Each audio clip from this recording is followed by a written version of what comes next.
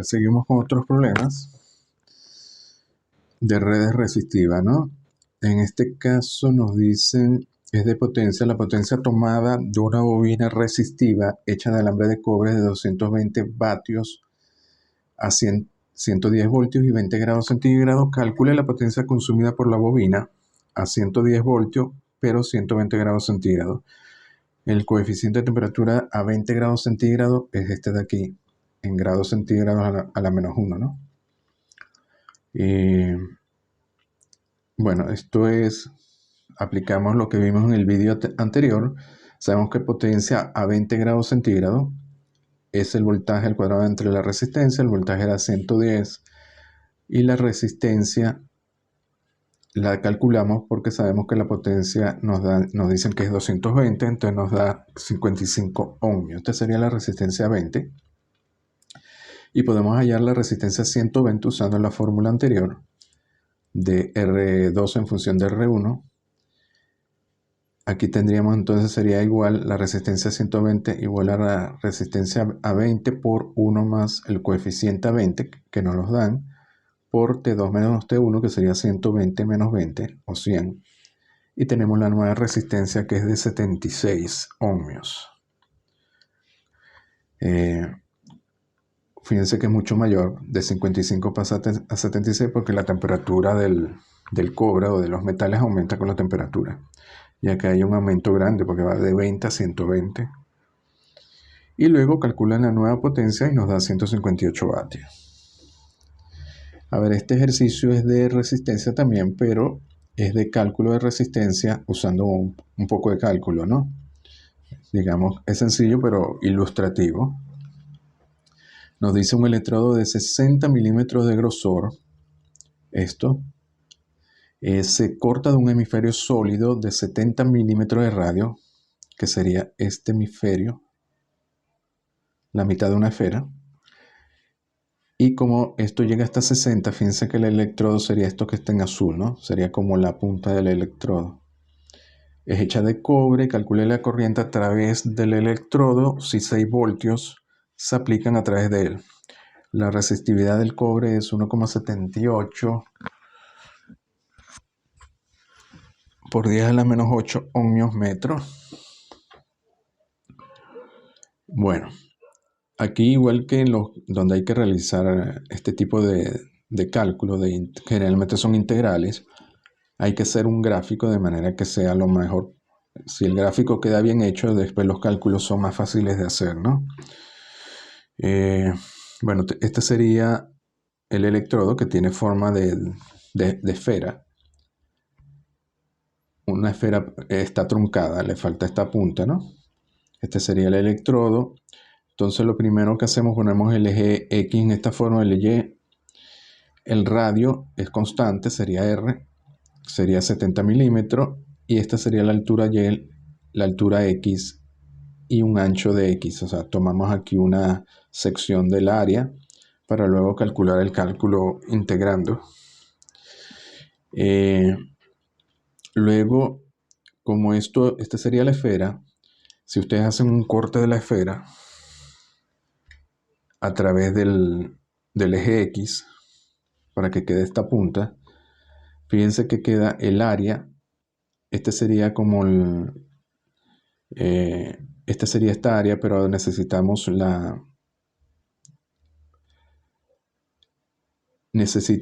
el área transversal de la esfera. Sería esta área sería como la profundidad del electrodo, ¿no?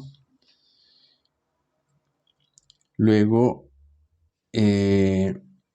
esta área, si ustedes agarran una esfera y le hacen ese corte perpendicular al eje X, le da que el área es también una esfera, que tenemos esta esfera aquí, cuyo radio sería la altura Y, que sería esta altura Y. Esta altura Y varía con X, no es constante. Lo que es constante es R, pero no Y.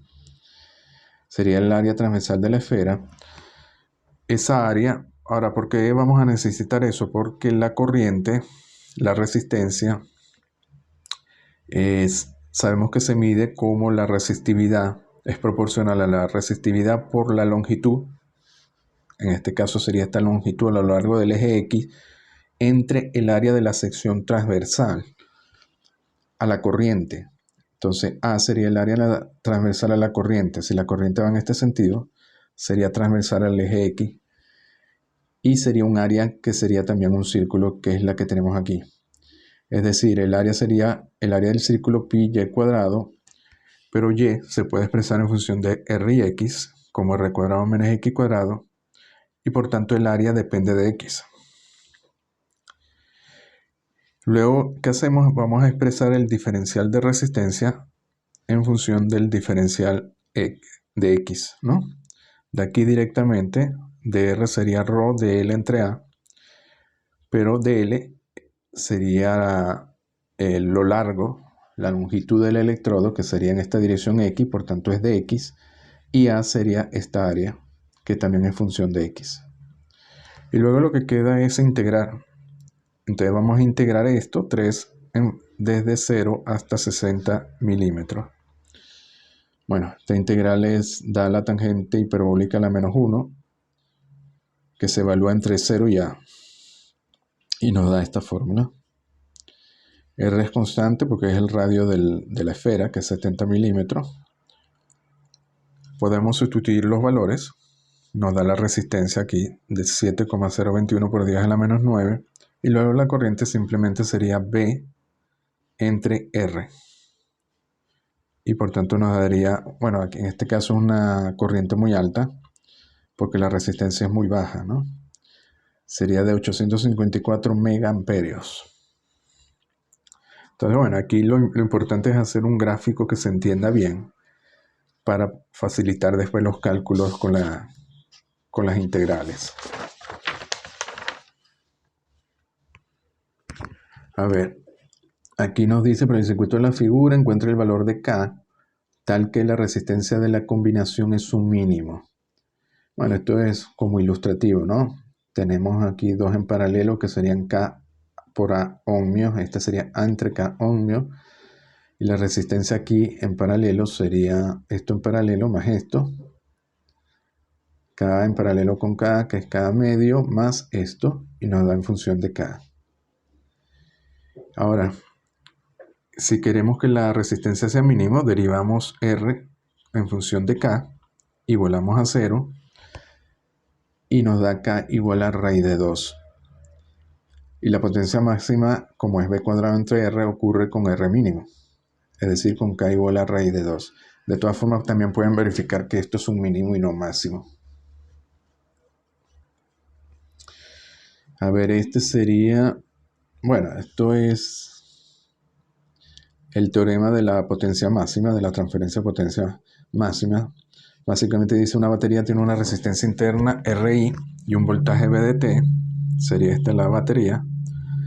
Esta sería la carga. Demuestra que la potencia suministrada a la carga resistiva no puede exceder VDT cuadrado entre 4i. Bueno, aquí calculamos la corriente. Sería VT entre RL más RI, la potencia y cuadrado por R. Para la potencia máxima derivamos y volamos a 0. Y obtenemos lo que ya sabemos, que la resistencia RI debería ser igual a RL, o RL igual a RI. Y luego si RL es igual a RI, sustituimos aquí en 2. Y efectivamente nos da VDT al cuadrado entre 4i. Y la potencia nunca puede exceder esto. Aquí podemos ver un ejemplo más práctico. Nos dice para la batería del problema anterior, tome VDT 96 ohmios, RI 50 miliohmios, grafique la potencia suministrada versus el valor óhmico de la carga RL y verifique que la potencia máxima ocurre cuando la carga es igual a la resistencia interna de 50 miliohmios. Bueno, aquí le hice la gráfica. Fíjense que efectivamente el máximo ocurre cuando RI es igual a RL igual a 0,05. Que sería 50 miliohmios. Esto sería en ohmios y no en miliohmios. Bueno, la potencia máxima sabemos que es VDT al cuadrado entre 4i. Con VDT y con RI ya calculamos la potencia máxima, nos da 46,08 kilovatios, que efectivamente aquí es por encima de 46.000 vatios. En RL igual a RI igual a 50 miliohmios. A ver, esto es un ejercicio simplemente ilustrativo, ¿no? También de potencia nos dicen 4 bombillas de 60 vatios, serían estas 4, 110 voltios, es decir, que operan a 110, se conectan en paralelo y se conectan a la línea de 230. Determina el valor de la resistencia conectada en serie, para que el voltaje a través de las bombillas no exceda los 110 voltios. Bueno, no la podemos conectar directamente porque las quemamos, pues son de 110 y la línea de 230. Se coloca una resistencia R. Aquí habría una corriente I, una caída VR. Lo primero que vemos podemos calcular la potencia que va a demandar de la fuente. Como son 4 de 60 vatios, sería 240 vatios. Es decir, necesitamos 240 vatios. Potencia es V por I. V sería 110.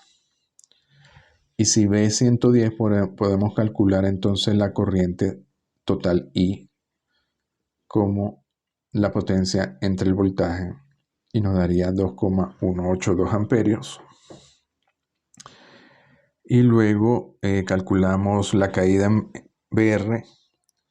Ahora, la caída VR es directo, ¿no? Porque si no queremos que se queme, sabemos que 230 tiene que ser VR más 110 y VR por tanto tiene que ser 120 la caída en VR.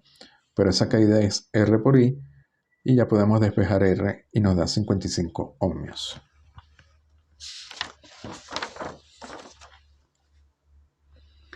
A ver, luego nos dice una forma alternativa de operar las bombillas es la mostrada. Encuentre R y analiza qué método es preferente. Bueno, ahora se conectan dos filas de dos bombillas en serie y luego en paralelo con otras dos, ¿no?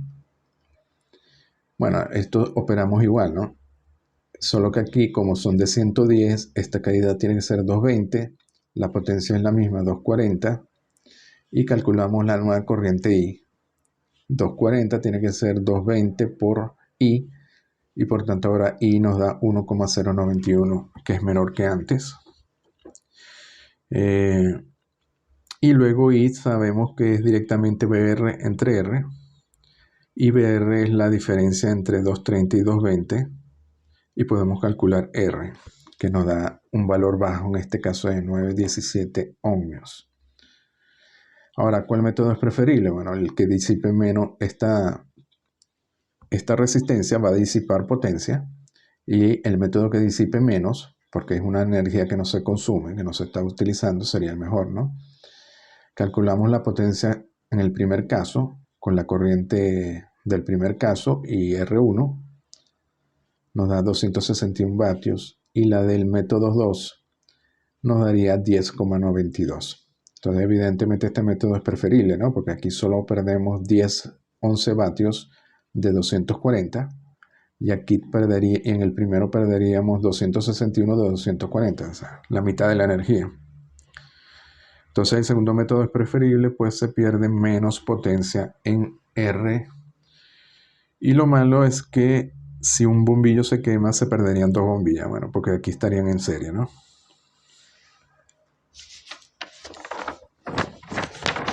Bueno, vamos a ver otro ejercicio. En este caso nos dice una batería de 12 voltios. Se compone de 36 celdas de 2 voltios, ¿no? Serían estas celdas. Cada una de estas celdas es de 2 voltios y 1,5 amperios. Esta sería la corriente nominal máxima que puedan operar. Para un ciclo de trabajo, ¿cuál es la potencia y la corriente en línea que se puede sacar de la batería? Es decir, esta corriente y la potencia. Bueno, cada celda de 2 vatios son de 2 voltios, perdón. Y la batería es de 12, por tanto necesitamos 12 entre 2, 6 celdas en serie. De manera que sumen 12, 2, 4, 6 hasta 12, ¿no? Porque ya tiene que operar a 12 y 1,5 amperios por celda Luego, como hay 36 celdas y cada serie de este tiene 6, necesitamos 6 series de 6 celdas en paralelo. Sería 1, 2 hasta 6. Luego, cada línea de 6 celdas puede dar 1,5 amperios porque cada celda, la corriente máxima es 1,5. Entonces, cada una de estas filas puede manejar hasta 1,5. La corriente de línea máxima, por tanto, sería 6 por 1,59 amperios. Y ya directamente la potencia, entonces sería I por V, que es 12. 9 por 12, 108 vatios. Bueno, entonces lo dejamos aquí. Seguimos en el próximo vídeo.